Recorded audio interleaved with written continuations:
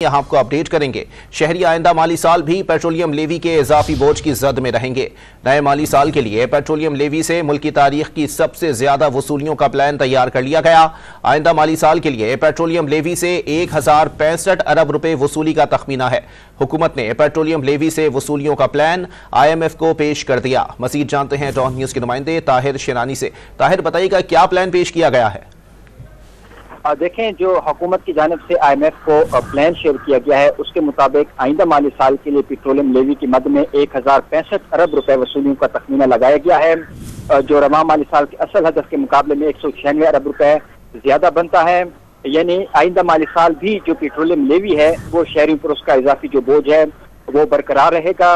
रवा माली साल के लिए पेट्रोलियम लेवी से वसूली का हदफ 869 अरब रुपए मुकर्रर किया गया, लेकिन अब IMF को ये बताया गया है कि रवा माली साल 869 अरब रुपए के मुकाबले में 918 अरब रुपए वसूलियों को तखमीना लगाया गया है।